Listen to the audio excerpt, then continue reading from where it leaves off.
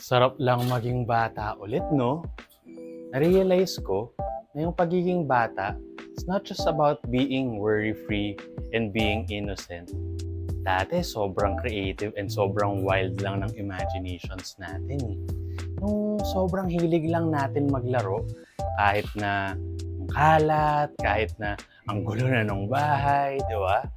Kaya this reminds me now na para maging creative, hindi talaga maiiwasan maging messy eh. Nowadays kasi, we get caught up by the grind and hustle so kailangan na natin maging matino and organized. As we get older, nag-worry na tayo sa mga external factors katulad ng fear of failure or naiisip na natin yung mga mabibigat na experiences from the past. Pero nung bata pa tayo, di natin gaanong magets yung concept ng past or future. Ang alam lang natin is yung present moment. Like, anong lalaroin natin ngayon, ano yung kakainin natin, saan tayo pupunta. Sobrang no rules and no boundaries na mentality. So, this allowed our creativity to flow. Yung mga bata, para silang mga scientists.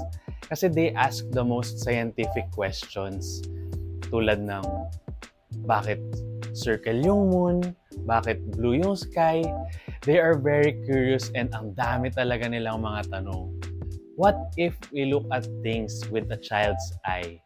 Kahit anong makita natin, itanong lang natin sa sarili natin, bakit naging ganun? Paano gumagana yon? Bakit nangyari yon? Bakit rectangle yung TV? Bakit red yung hotdog? Ewan ko din. Pero pag yung sagot sa mga tanong hindi pa nagme-make sense, ibig sabihin lang nun, there's still room for improvement. And higit sa lahat, nasa essence lang lagi yung mga bata. Alam nila kung ano yung gusto and kung ano yung ayaw nila. Pero para sa kanila, gagawin lang nila kung ano yung magpapasaya sa kanila sa moment na yun. Ito yung nawawala na clarity as we grow older. Ang meron na lang ngayon is yung inner child natin.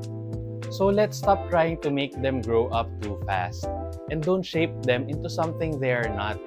Embrace lang natin yung essence of playing and being creative. Forget what was done before, break the rules, be illogical, be weird, be free. In short, maging isip bata tayo.